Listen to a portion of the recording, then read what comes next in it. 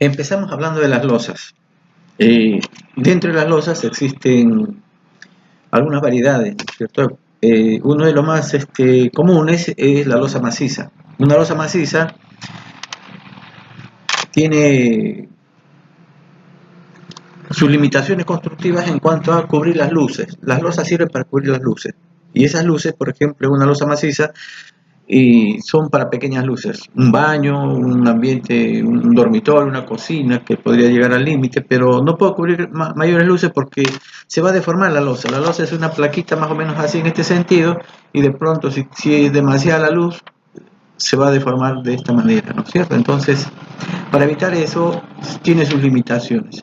Entonces, es importante poderlo utilizar porque lo que se ha visto en la mayoría de las viviendas que se han construido por estas latitudes, a todo le meten losa nervurada o losa alivianada.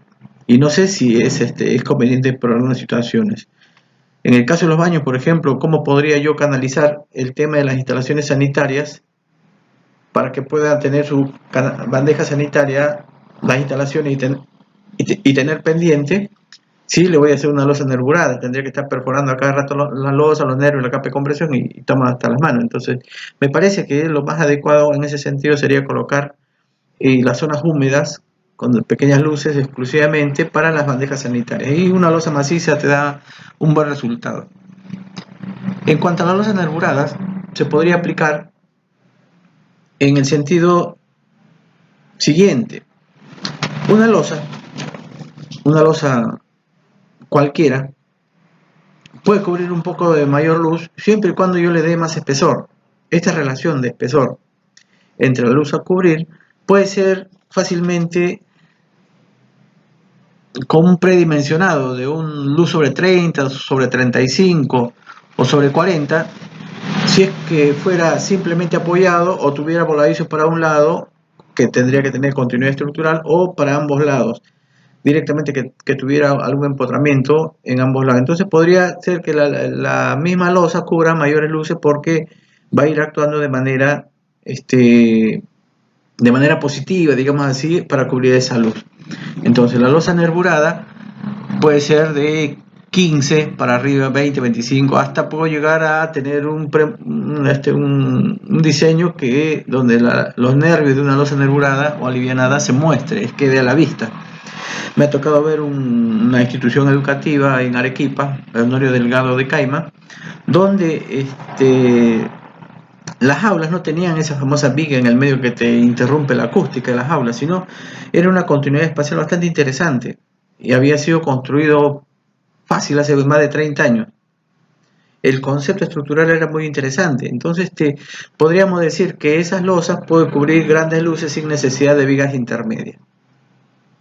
Entonces, el encofrado para hacer esas losas es muy simple, son las viguetas que van a tener entre nervio y nervio, y en el medio, como relleno, van a tener algunos bloques cerámicos, ladrillos huecos, le decimos ladrillos de techo, que me van a dar la altura de ese gran vacío que no es nada más que una carga muerta.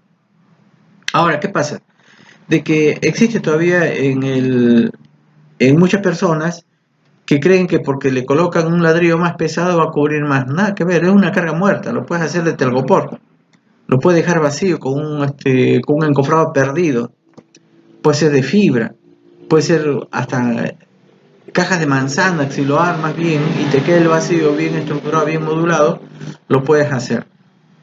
Entonces hay que tener bien en claro cuál es el concepto. El concepto de esa viga, que serían las pequeñas vigas T de esa losa nervurada, tiene una capa de compresión que su espesor sería óptimo con 5 centímetros y el nervio, que sería el que estaría trabajando para las tracciones, donde estarían las armaduras cada cierta distancia de acuerdo al bloque que vas a utilizar.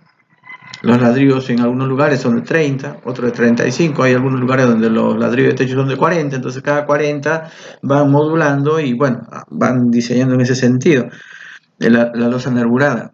Y las casetonadas puede ser incluso hasta un diseño particular, por ejemplo, de Candela, Félix Candela, por ejemplo, uno de los maestros de la arquitectura moderna, muestra sus estructuras, hace estructuras a la vista, cosa que solamente algunos lo muestran. Los demás parece que le tuvieran vergüenza a mostrar las estructuras. He tenido la suerte de tener unos docentes excelentes, desde titulares hasta jefe de trabajos prácticos excelentes, ¿no es cierto? El arquitecto Moisés, por ejemplo, un tipo que era muy estudioso de las estructuras y nos hacía experimentar primero con los modelos que uno elaboraba en laboratorio y los íbamos mostrando y lo teníamos que sustentar y explicar bien a las fuerzas esas que hemos mostrado en los capítulos anteriores.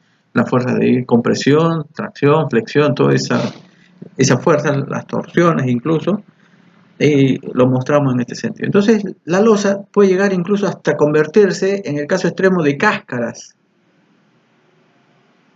Unas cáscaras. Nosotros nos bromeamos con ¿cómo se llama? El proyecto del zapallo. A ustedes que les encanta el jabón en el diseño, también tiene esa forma, ¿no? Entonces, pero estas fibras de la cáscara del zapallo, por ejemplo, esas fibras iban apoyándose como si fueran arcos y a su vez en ambas direcciones tenía esta forma y en el otro sentido también. Entonces siempre tenía los momentos flectores graficados en la misma fibra, aprovechaban la misma forma o la configuración o la conformación del objeto para que me sirva de estructura.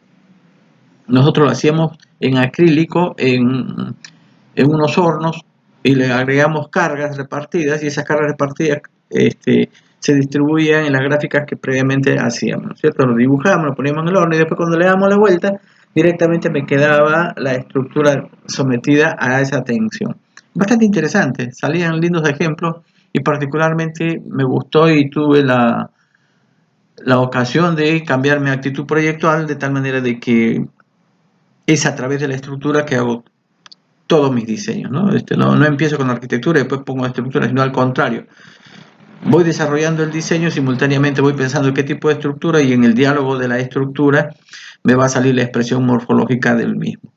Y es interesante porque tienes menos equivocaciones. Primero, no se te va a caer. Segundo, la funcionalidad que está implícita en cada persona va a ser una garantía de que el objeto arquitectónico funcione.